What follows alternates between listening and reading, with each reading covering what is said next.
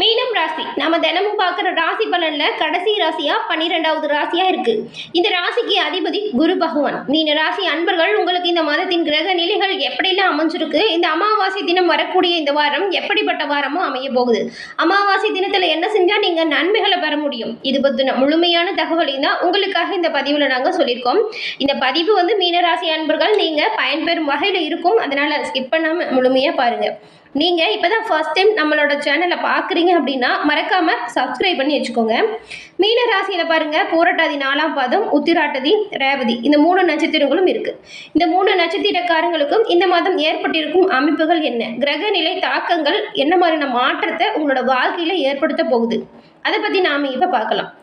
மீன ராசி குரு பகவான ராசி அதிபதியாக கொண்டது. இந்த 3 நட்சத்திரக்காரங்களும் வியாழக்கிழமையில குரு பகவானை தொடர்ந்து வழிபட்டு வருவதன் மூலம் அனைத்து விதத்திலையுமே நன்மைகளையும் பலவித முன்னேற்றத்தையும் பெற முடியும். நீங்க கேட்குற ஒவ்வொரு நல்ல விஷயத்தையுமே கொடுக்கக்கூடிய வல்லமை உங்கள் ராசி அதிபதியாக இருக்கக்கூடிய குரு பகவானுக்கு உண்டு. அதனாலதான் வியாழக்கிழமையில குரு பகவான் வழிபாட மீனராசி அன்பர்கள் தொடர்ந்து செய்து வருவதன் மூலம் பலவித நன்மைகளையும் நல்ல ஒரு முன்னேற்றத்தையும் நீங்க அடைய முடியும். உங்களுக்கு குரு பகவான் பிடிக்கும் அப்படின்னா ஓம்கம் குருவே போற்றி அப்படிங்கிற மந்திரத்தை மறக்காம 3 முறை பதிவிடவும் செய்யுங்க. அப்படி செய்யும் போது உங்களோட ஆள் மனதில் ஒரு பிரார்த்தனை நினைச்சிட்டு செய்யுங்க, அந்த விஷயம் விரைவில் நடக்கும், நன்மை உங்களுக்கு உண்டாகும். அதே போல உங்களுடைய ஜாதகத்தை எளிய முறையில் கணிக்கவும் எதிர்காலத்தை பற்றி தெரிஞ்சுக்கவும் நீங்கள் நினைக்கிறீங்க அப்படின்னா டிஸ்கிரிப்ஷனில் பாருங்கள், ஜோதிடர் நம்பர் கொடுத்துருக்கோம். அந்த நம்பருக்கு ஃபோன் பண்ணுங்கள், உங்களோட ஜாதகத்தை எளிய முறையில் கணிச்சுக்கோங்க. எதிர்காலத்தில் வரக்கூடிய நன்மை தீமைகளை நம்ம முன்கூட்டியே தெரிஞ்சுக்கிட்டா அதை கேட்டது போல் நம்ம முன்னெச்சரிக்கையாக செயல்பட்டு வரக்கூடிய பிரச்சனையிலிருந்து விடுபடக்கூடிய வாய்ப்பை அடைவோம். அதுக்காக தான் பயனுள்ளதாக இருக்கும். நீங்கள் உங்களோட ஜாதகத்தை கணிக்க டிஸ்கிரிப்ஷனில் இருக்கிற நம்பரை யூஸ் பண்ணிக்கோங்க. மீனராசிக்காரங்க எப்பொழுதுமே திறமையாக செயல்படக்கூடியவங்களா இருப்பீங்க. பெரும்பாலும் இந்த ராசியில் இருக்கிறவங்க ஆன்மீகம் மற்றும் ஒரு உலகியல் வலுவான தொடர்பை கொண்டவங்களா இருப்பீங்க. எதிரெதிர் திசையில் நீந்தக்கூடிய 2 மீன்களால் குறிக்கப்படக்கூடியது தான் உங்களுடைய ராசி. இரட்டை இயல்பும் இருக்கும். இந்த ராசியில் பிறந்தவங்க எப்பொழுதுமே எல்லா விஷயத்தையுமே திறமையாக செய்து வெற்றியடையணும் அப்படின்னு குறிக்கோளோடு செயல்படக்கூடியவங்களா இருப்பீங்க. எந்த ஒரு விஷயத்தையுமே நேர்மையோடு அணுகுமுறை செய்வீங்க. குறிப்பாக உங்களுக்கு மனிதாபிமானம் அதிகமாக இருக்கும். எல்லோருக்குமே எளிய முறையில் உதவி செய்யக்கூடியவங்களா இருப்பீங்க. மீனராசிக்காரங்க சில சமயத்தில் பாருங்கள், கற்பனையில் மிதக்கக்கூடியவங்களா இருப்பீங்க. கற்பனை செய்கிறது உங்களுக்கு ரொம்பவுமே பிடிக்கும். சோதனையை கூட சாதனையை மாற்றக்கூடிய இயல்பு உங்களுக்கு இருக்கும். குழந்தைத்தனமான அப்பாவித்தனம் உங்ககிட்ட இருந்தாலுமே உங்களுடைய வயதுக்கு மீறிய ஞானத்தை கொண்டவங்களா மீனராசி அன்பர்கள் நீங்கள் இருப்பீங்க.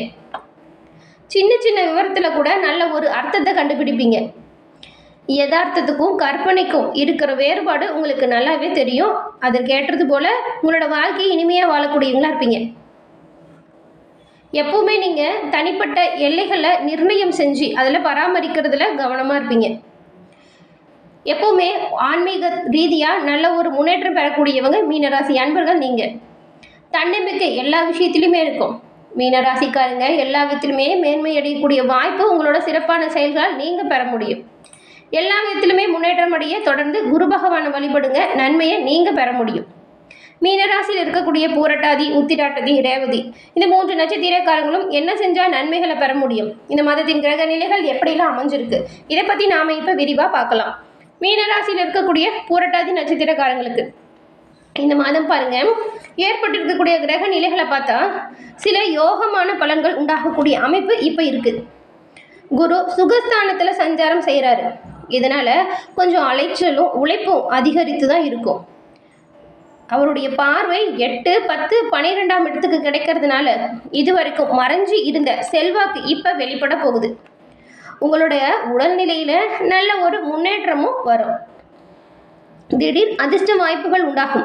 வரக்கூடிய ஒவ்வொரு வாய்ப்புகளையும் நீங்கள் சரியாக பயன்படுத்திக்கிட்டா நன்மைகளை பெற முடியும்.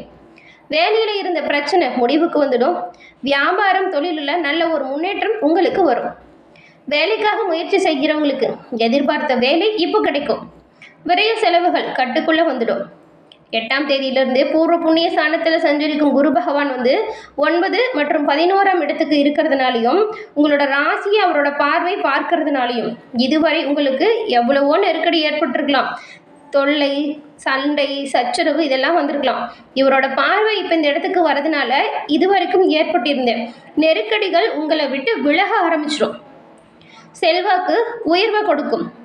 அரசியல்வாதிகளுக்கு எதிர்பார்த்த பொறுப்பு இப்போ வந்து சேரும்.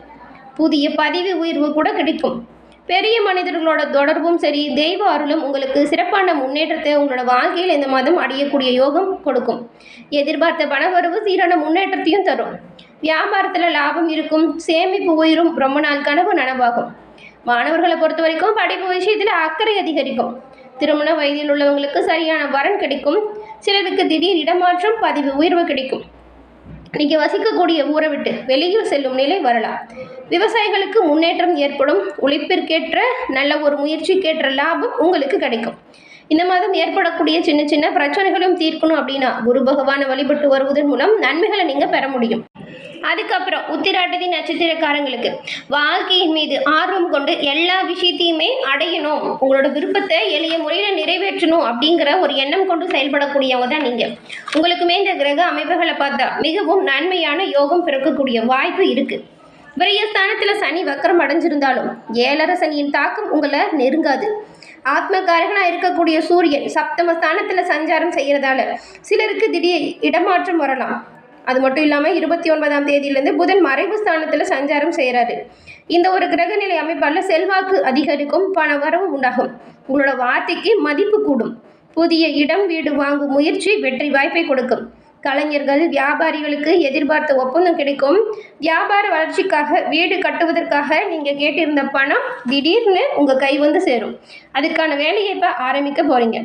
புதிய முயற்சிகள் எல்லாமே வெற்றியடையும் யோகத்தை கொடுக்கும். கலைஞர்களை பொறுத்த வரைக்கும் எதிர்பார்த்த ஒப்பந்தம் கிடைக்கும். வியாபாரிகளுக்கு நல்ல ஒரு முன்னேற்றம் வரும். வியாபார வளர்ச்சிக்காக நீங்கள் செய்கிற ஒவ்வொரு விஷயத்திலுமே நன்மைகளை பெற முடியும்.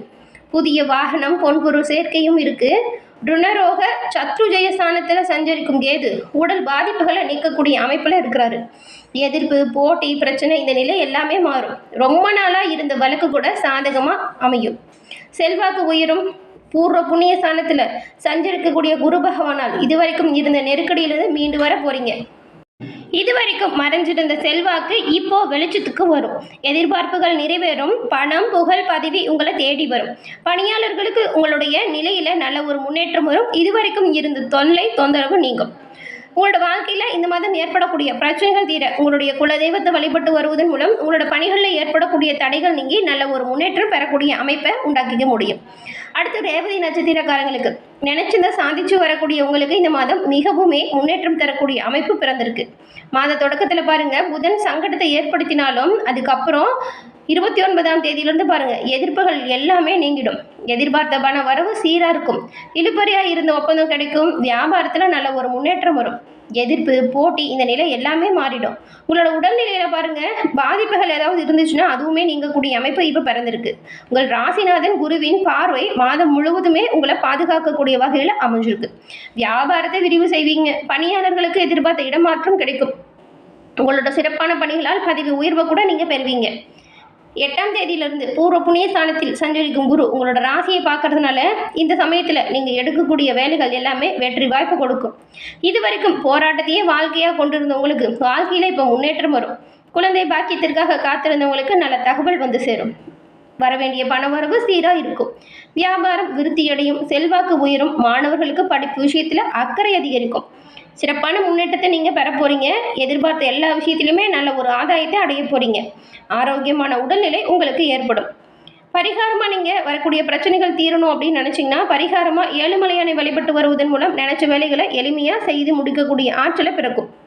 இந்த மாதம் வரக்கூடிய அமாவாசை தினத்தில் மீன ராசியில் இருக்கக்கூடிய பூரட்டாதி, உத்திராட்டதி, ரேவதி 3 நட்சத்திரக்காரங்களுமே உங்களுடைய முன்னோர்களுக்கு தர்ப்பணம் கொடுத்து வழிபட்டு வருவதன் மூலம் நன்மைகளை பெற முடியும். இந்த மகாலய அமாவாசை தினத்தில் செய்யக்கூடிய ஒவ்வொரு தர்ப்பணமும் 21 தலைமுறை முன்னோர்களுக்கு கொடுக்கப்படும். 21 தலைமுறை முன்னோர்களின் முழுமையான ஆதரவும் அன்பும் கிடைக்கும். எல்லா விதத்திலுமே நன்மை பிறக்கும். அது மட்டும் இல்லாமல் இந்த அமாவாசையில் செய்கிற ஒரு தர்ப்பணம் வருடம் முழுக்குமே செய்த ஒரு நல்ல பலனை ஏற்படுத்தி கொடுக்கும். இப்படி வரக்கூடிய சிறப்பான அமாவாசை தினத்தை மீனராசி அன்பர்கள் நீங்கள் தவற விட்டுறாதீங்க.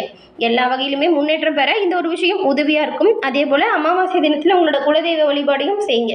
பல வகையிலுமே நன்மை பிறக்கும், நல்ல ஒரு முன்னேற்றம் உங்களோட வாழ்க்கையில் ஏற்படும்.